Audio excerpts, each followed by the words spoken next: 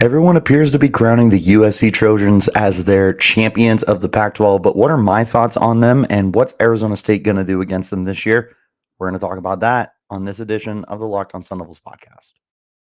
Locked On Sun Devils, your daily podcast on the Arizona State Sun Devils, part of the Locked On Podcast Network, your team every day.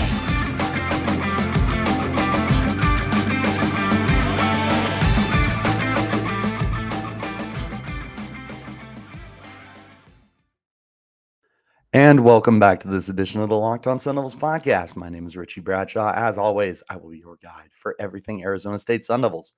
Thank you guys so much for making us your first listen of the day. Remember, we're free and available on all platforms, including YouTube, if you want to check us out on a visual platform. But wherever you do get those podcasts, make sure you hit like and subscribe, and also turn on those notifications so you get an update every time we post new content. If you want to stay in touch with all the content that I'm providing all the time, follow me on Twitter at RichieBrats36. Follow the podcast at LO_Sun Devils, and follow the work that I put out with Sports Illustrated at All Sun Devils. Follow all three. You'll be in touch with everything going on with the Sun Devils all the time. Let's go into today's conversation now. USC Trojans. We've been going through the schedule for Arizona State. We, at this point, are in week 5. This would be the Sun Devils' second game of conference play. To this point, I have the Sun Devils sitting with a 2-2 record going into a road game to the Coliseum to take on the USC Trojans for what will be the last time in LA for a long time, because after 2024, they will be moving on to the Big Ten. And from there, it becomes an out-of-conference scheduling for Arizona State to play USC. So it could be a very long time before the Sun Devils get to take on the Trojans in the Coliseum again. So what better way to go out than with a win over one of your most hated rivals in the Pac-12. Looking at this team, you cannot judge them based off of 2021. This might as well be a completely different team, which is why it's so hard to take a look at what they did a year ago and try and predict what they're going to do this year. Looking at 2021 USC, they were 4-8. They had their coach fired. They lost 2 of their quarterbacks. They lost countless guys throughout the roster, both to the draft and loss of eligibility.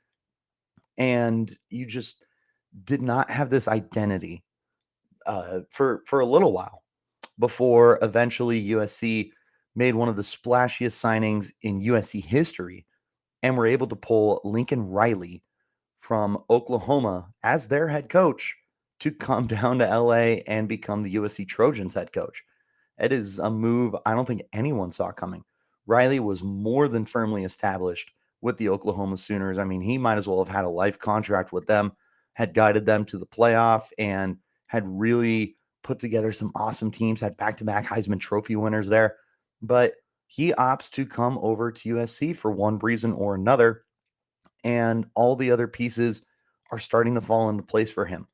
If we look at the offensive side of the ball first, he definitely has done a really good job putting together this offense in his image. The biggest one that stands out, obviously, is Caleb Williams. Williams, who was the all-freshman Big 12 quarterback a year ago, was an absolute just sensation for the Sooners. They started the year with Spencer Rattler, who had all the hype in the world to be the number 1 overall pick in this past draft. Dude ends up falling flat on his face, transfers out of the program. Could have transferred to Arizona State, but that's a conversation for another time. But Caleb Williams had taken over midseason for him, and he was a complete revelation at the quarterback position. Not only was he a good thrower, but he was a very good runner as well. Williams in 11 games manages to toss just shy of 2,000 passing yards, 21 touchdowns against 4 interceptions, also rushed for 442 yards and 6 more touchdowns on the ground with 5.6 a carry. Caleb Williams is a very talented, athletic specimen and someone that is already getting draft hype in NFL circles, despite the fact that he's only going into his sophomore season. He still has 2 more years in college before he can even be considered for the NFL. But he's that talented nonetheless that we're already looking at him as somebody who could be a future NFL quarterback. What does he bring to USC, though? He brings them the best quarterback play they've had probably since Sam Darnold. And even then, Darnold was a maddeningly inconsistent quarterback for them. You could probably go even a little further into Matt Barkley, I think. USC has had very good quarterbacks throughout their history, and they had a really good run there with Heisman winners like Carson Palmer and Matt Leinart. Mark Sanchez was a first-round pick.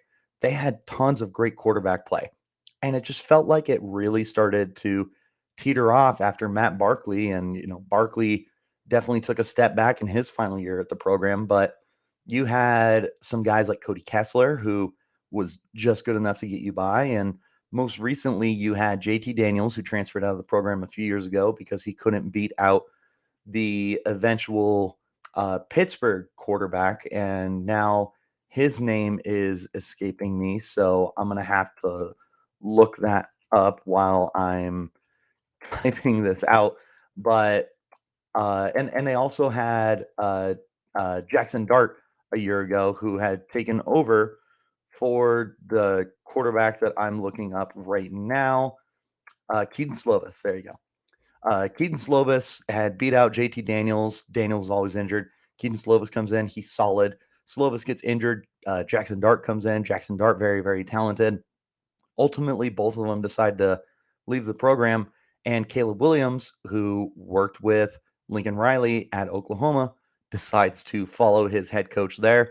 He absolutely recruited the heck out of Caleb Williams, both in high school and to come to USC in the transfer portal. So it's a match made in heaven that instantly gives a lot of validity to this USC Trojans offense entirely. It's a pretty good offensive line. You've got a lot of seniors on the line, including Andrew Voorhees at left guard. He is predicted to be one of the best offensive linemen in the Pac-12 this year. And I mean, with a last name like Voorhees, you would expect nothing less than someone to be a big, menacing monster who doesn't talk and lets his actions talk for him. The biggest calling card here for them has to be their receiving core, though. And I mean, it's basically brand new. You lose Drake London, who ends up being the 8th overall pick after winning the Pac-12 Offensive Player of the Year a year ago for the team. London had caught 88 passes, 1,084 yards, 7 touchdowns in just 8 games last season. That was going to be incredibly difficult to replace. So how do they do it? They bring in the Biletnikoff winner, Jordan Addison from Pittsburgh.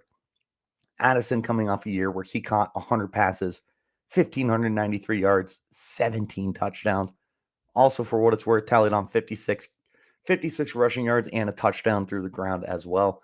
Jordan Addison, a complete game changer in college football, might be the best receiver in college football right now. And going to USC is really just such a great fit for him.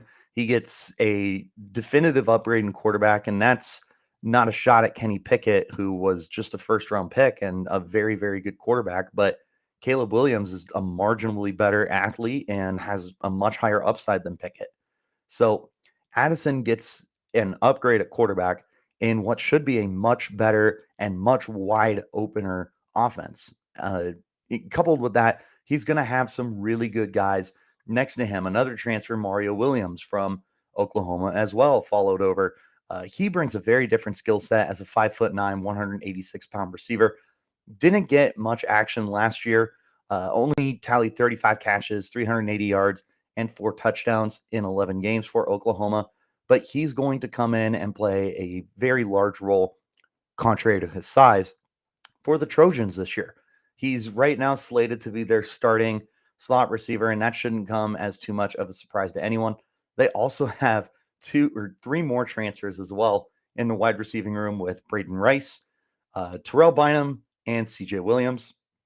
Gary Bryant Jr. is also back for them. Bryant Jr. was the 3rd leading receiver a year ago for them with 579 yards and 7 touchdowns. Taj Washington is also back. He is buried on the depth chart. He was the 2nd leading Caesar a year ago with 602 yards. Kyle Ford is back as well. He had 252 yards. They basically retained the entirety of their receiving core from a year ago, besides Drake London, and then added a Biletnikoff winner and one of Caleb Williams' former teammates. It doesn't get much better than that. Tight end, they got Lake McCree. He's a redshirt freshman. Don't know really too much about what you're going to get out of him this year, but they're probably not going to utilize the tight end that much. And then they got Travis Dye in the backfield. Now, Dye was a longtime player for the Oregon Ducks and is a very, very talented, very, very fast football player who can catch the football at a very high level. He's going to fit into this offense just fine. Coming off a season where he caught a career best 46 passes for 402 yards, 2 touchdowns. He also scrummaged together 1,271 yards and 16 touchdowns on the ground. He's in his senior season now with USC. He's hoping to have an even bigger season than he did a year ago and end up becoming, one of the best running backs in college football, which is very stiff competition right now. There's some very, very good guys to go up against, but certainly Travis Dye, very, very good. So when you look at the offense, it really doesn't get much better for the entirety of college football. As long as everything clicks and works out, USC will have no issues throwing points up on the board. Their problem will be stopping guys from putting up points on them. And we're going to talk about the defense in the next segment here in just a moment. But first, we do have a quick word from the NHTSA. You're hanging out with some friends and putting back a few drinks, a few becomes too many. As the evening comes to an end and people start to head out, you think of calling for a ride. Nah, you live nearby. You can make it home okay. It's no big deal. What are the odds you'll get pulled over anyway? Everyone knows about the risks of drunk driving. The results are tragic and often deadly. Your insurance can go up. You lose your license. You lose your job. You total your car. You can kill somebody. It doesn't stop anyone from getting behind the wheel while under the influence. And that's why police officers are out right now looking for impaired drivers to save lives. So if you think you're okay to drive after a few drinks, think again.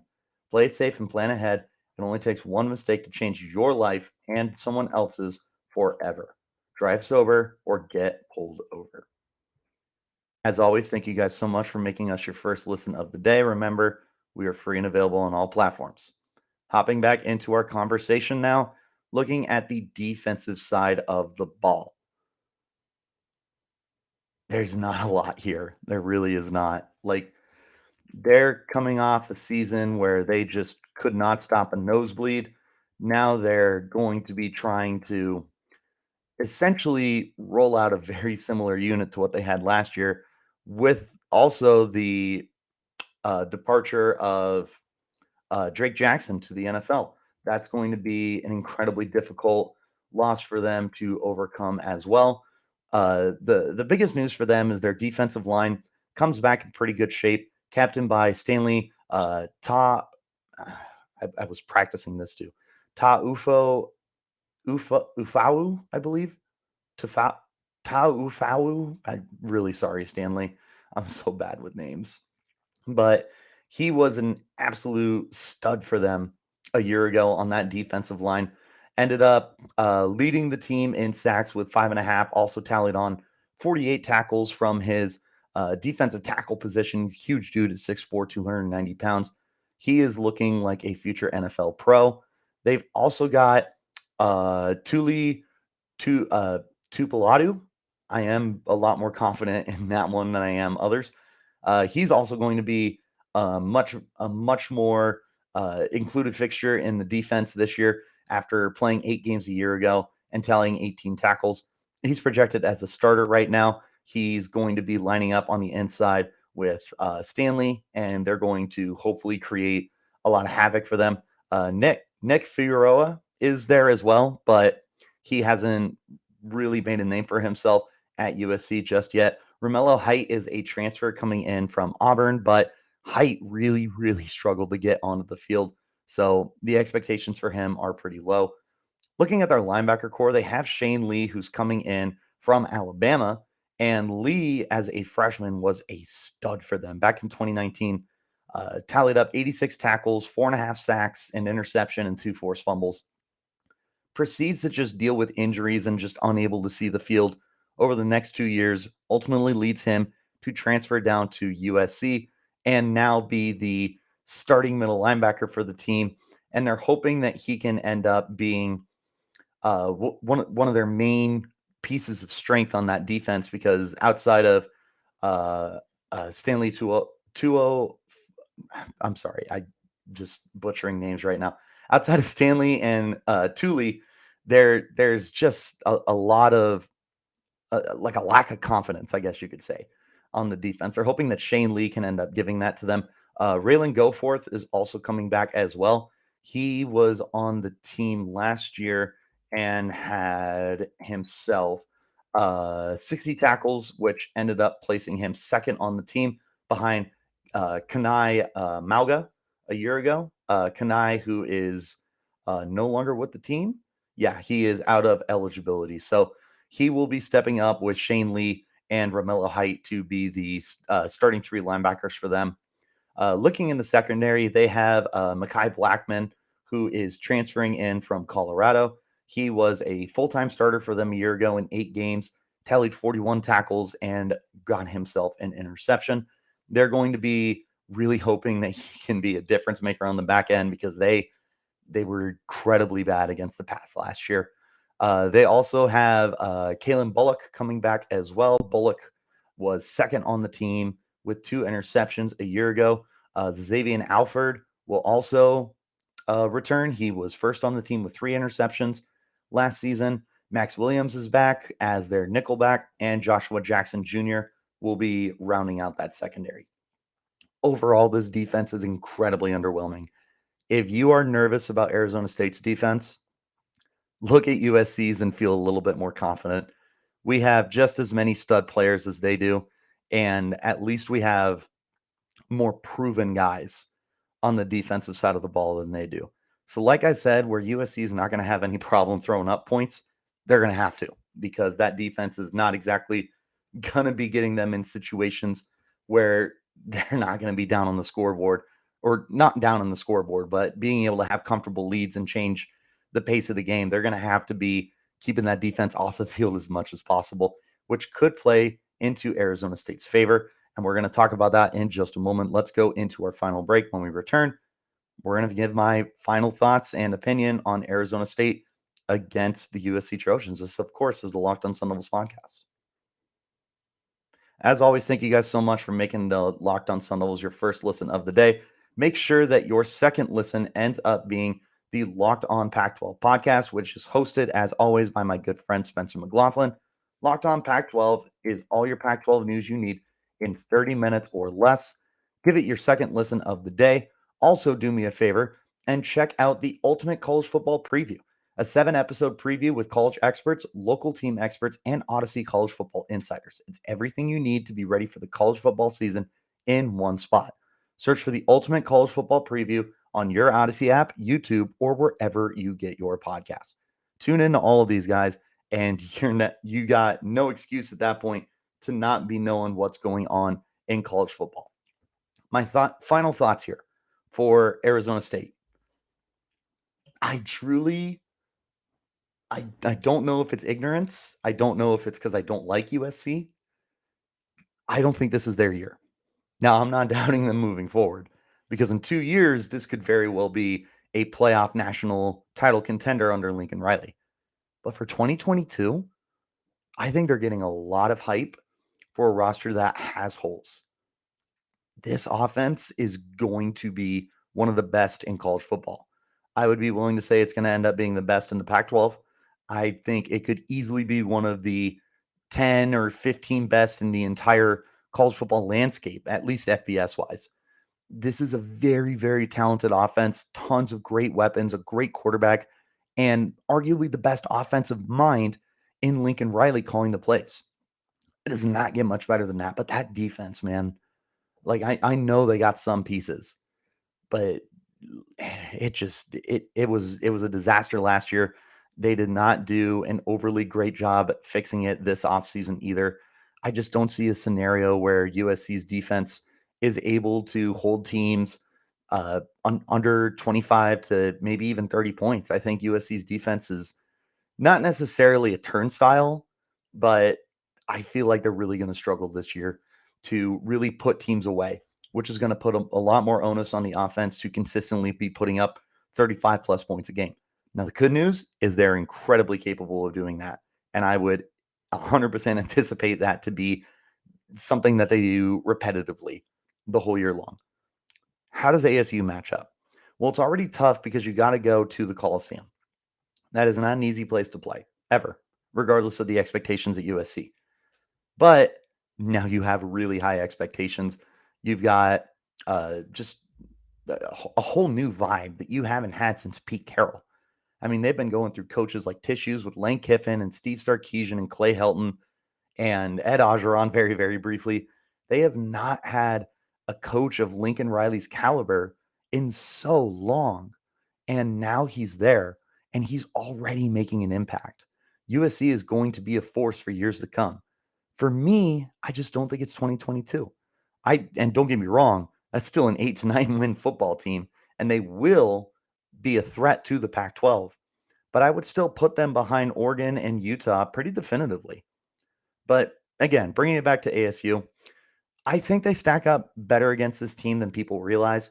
It's just going to be up to the offense. If the offense is able to fire on all cylinders this year and live up to that potential, there's a chance you could beat USC. I truly believe that.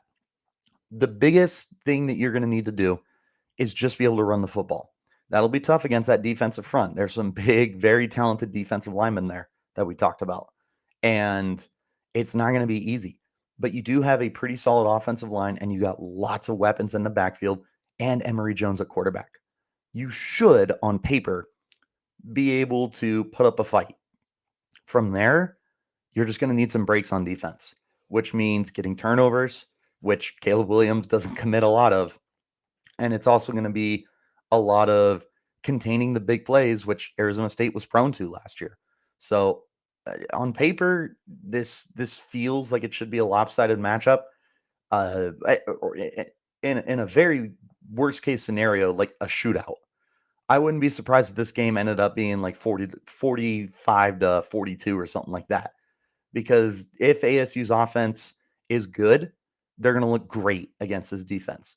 But if USC's offense is great, they could look elite against ASU's defense, depending on how they mesh. But as everyone knows, I also really like our defense this year. And I think that in a push comes to shove game where you are going to be trying to reestablish yourself in the Pac-12 and prove to everyone that you're not a washed up college and like you should be garnering any kind of respect. I think that you're capable of doing that, which is why I've done this all summer and I will continue to do this now officially. I'm taking ASU in this game. It won't be a large victory. Like I said, it would not be more than a handful of points. But I just don't see a way where USC is going to be able to contain anything that Arizona State wants to do, especially on the ground game. And when you control the ball on the ground, you dictate the pace of the game. You get to decide how much time Caleb Williams and the Trojans offense is going to be on the field. And quite frankly, the less time they have, the better. If you can keep them on the sidelines long enough and just ground and pound the ball out and break the will of the defense, chew up that clock, that's a great scenario for you. And then you could put USC in situations where they might be having to take more risks. And if that's the situation, ASU is an optimistic defense. They did a really good job creating turnovers last year. And they've got guys this year who create turnovers like Corey Bethley and Chris Edmonds in the secondary. The potential is here for a massive upset. And this is my biggest upset of the year for Arizona State. I'll tell you right now, though, don't get comfortable with me taking a lot of upsets. I'm still very realistic about the Sun Devils, but I do feel this could definitely be a big-time surprise for the team. That being said, that's going to go ahead and wrap up this edition of the Locked On Sun Devils podcast. As always, guys, thank you so much for making us your first listen of the day. Remember, we're free and available on all platforms, including YouTube, if you want to check us out in a visual platform. Wherever you do get those podcasts, though, make sure you hit like and subscribe, and also turn on those notifications so you get an update every time we post new content. If you want to stay in touch with all of my content, go ahead and follow me on Twitter. You can find me at RichieBrads36. Follow the podcast while you're there as well at LO_Sun Devils. And follow my work for Sports Illustrated at All Sun Devils. But until next time, guys, you keep it locked right here on Locked On Sun Devils.